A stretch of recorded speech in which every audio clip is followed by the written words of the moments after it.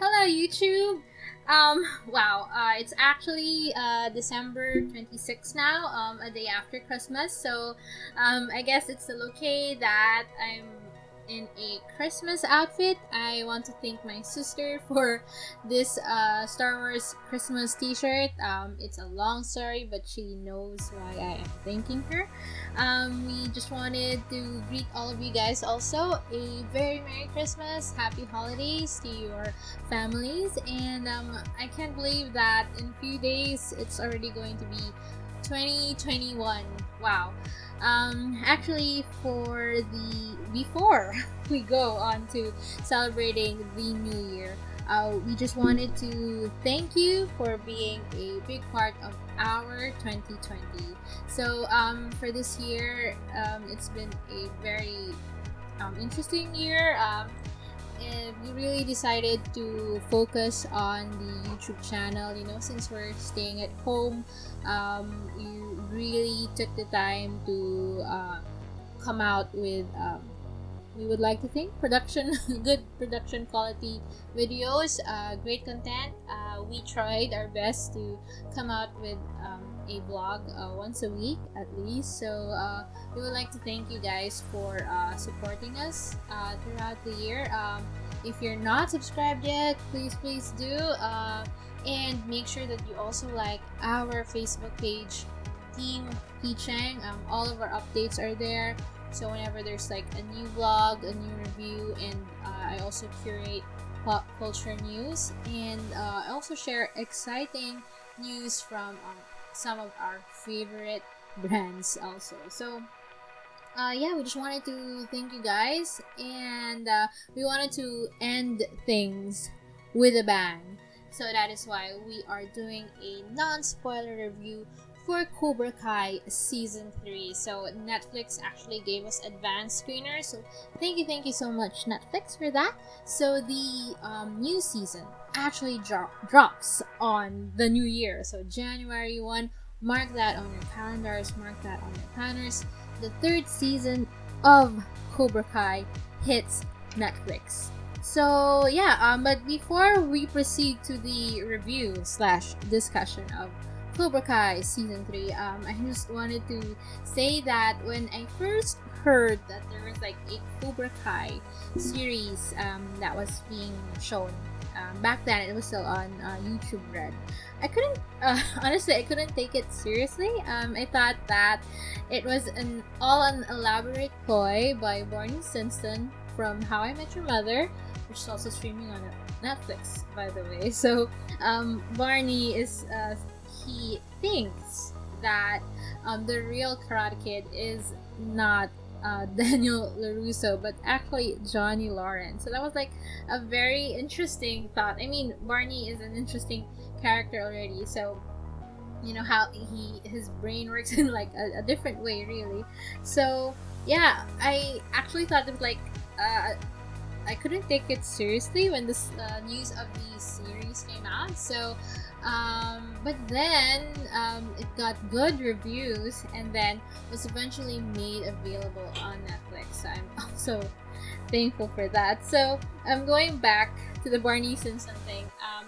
I actually rewatched that episode, season 8, episode 22 of How I Met Your Mother, the Bro Mitzvah. So in this episode, the original Karate Kid stars Ralph Macchio and William Zabka.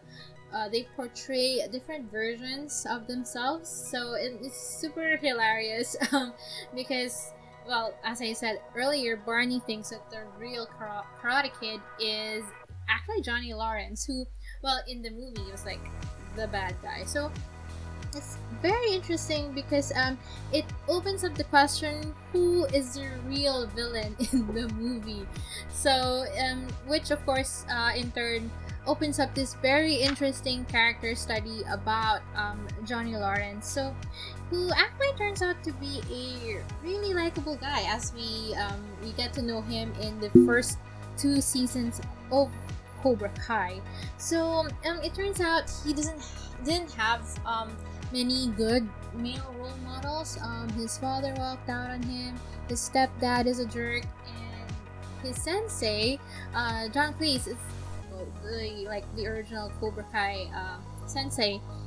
Yeah, actually, it's obvious that he suffers from some kind of post-traumatic stress disorder from his time in the war. So, which in turn actually turned him into like this bloodthirsty and like violence obsessed sensei who like found the need to build his own soldiers in the guise of a karate dojo. So yeah, Johnny Lawrence didn't have too many good male role models, as I said, but turns out he's actually not such a bad guy after all. So yeah, enter the 1984 Karate Kid movie, which was such a big hit. Now, I have to mention that I was actually born in 1986, and it's funny because in my baby book, and the line that says popular movies during that time, 1986, my mom actually wrote The Karate Kid. So that's why I think I feel an affinity to the movies. I somehow, in a way, grew up with them. So yeah, I could relate, to all of the 80s fad and nostalgia. So yeah, the original movie had like a number of sequels and remakes, but I think nothing really captures that Miyagi magic like the first movie. So, which is, pretty evident considering the success of the first two seasons of Cobra Kai. And I really liked how the writers, the producers were like able to capture the things that we loved about the original movie, and they were also still able to make it relevant to modern times to and they were able to get new fans. So it's like appealing to the original fans such as myself, and they're also able to capture this new generation of fans. So if you've been watching the series, so there's also like a new generation of Karate Kid / Cobra Kai stars whose stories we follow through the series. So yeah, I was really thrilled when I got screeners to the third season, so which actually picks up right after the nail-biting finale of season 2. So if you guys want to do a rewatch, now would be at a good time. If you're still on holiday, before the new season drops on the 1st of January. So, let's just do a quick recap with no spoilers whatsoever. So Miguel is in a coma from his fall, after that really epic school fight. Robbie is on the run. Tori with a Y, is expelled from school for starting the fight, and Sam is currently suspended and dealing with a bit of trauma herself. So, of course, our original Karate Kid stars, Daniel LaRusso, Johnny Lawrence, they're not doing so good either. Johnny is basically like going down in like a really bad spiral because what happened to Miguel. And of course, to make things worse, it's his son who is guilty of what happened. So Daniel, on the other hand, is also not having a good time of it. He's having like there are repercussions because of his involvement with the fight. So yeah, so actually there's so that's like where we find our characters when the third season starts, and there's actually a number of insights in the third season which really stuck to me. So one of them is that we are not defined by the mistakes that we make. So yeah, and and also in relation to that, the sins of the father are not the sins of the son. So sometimes we get caught up with like a person's mistake that that it defines them, but in reality there's so much more to the life of a person than that one mistake that they did. So I think if 2020 taught us anything, it's um, to be more forgiving and to be more open about each and every one of us. Not to be caught up with like specific mistake of a person, like the blot. Just like that blot on their like paper.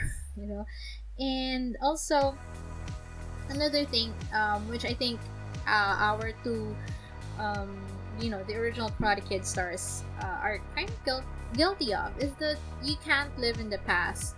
You have to live for the future, no matter what that would be. So for Daniel, when we first meet him in the first season, it's like he is milking off what his success from being like a two-time champion, All Valley champion, and for Johnny, he's a pretty miserable place, because it's like he's still stuck with being that failure from the first movie. So I guess it just resonates or echoes that you can't live in the past, you have to live for the future. So yeah, it's like a little reminder for them.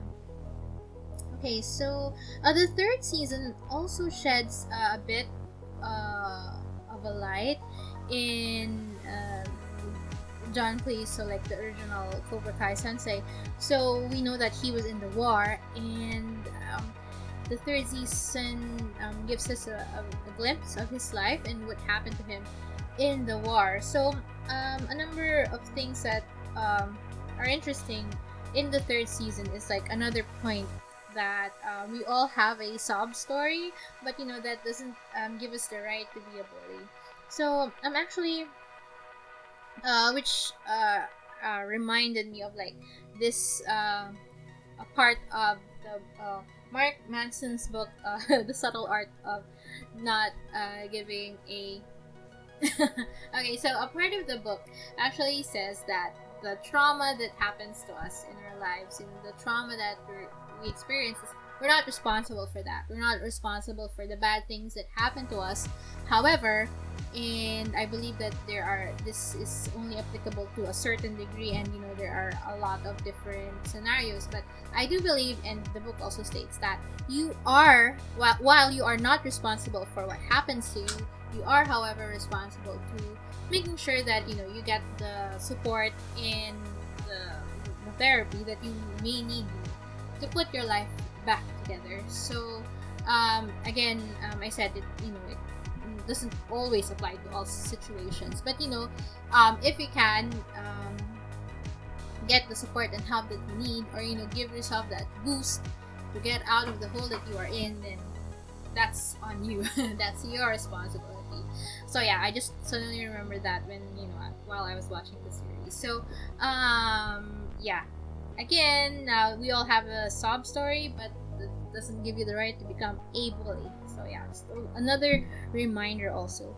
So going back to like the plot of the movie, and this actually is not a spoiler anymore, because it was featured in a number of trailers, and there was like news reveals and photos and stuff. So Daniel actually goes to Japan. So for those of you who remember, the second Karate Kid movie actually has that plot. Daniel goes to Japan with Mr. Miyagi, and he has a love interest there, and there's a rival, and stuff like that. So I won't reveal much, but he basically goes to Japan, and there are like a couple of things that he picks up from there that also helps him with his troubles back home. So don't worry, guys, you don't really need to do like a rewatch of the second movie if you don't have the time, because there's actually enough flashbacks and transitions in the series so that you would get what's happening. So yeah, that's not a spoiler, so don't worry. What else can I say without spoiling anything? So the third season actually also ends with another epic fight. So, and I just have to say that I guess my Christmas outfit also coincides a bit with the series, because actually episode 9 of the third season was actually like shot during Christmas time. So I thought that it was nice that, you know, it's Christmas time, you know, in real life, and it's also what's reflecting on what you're watching.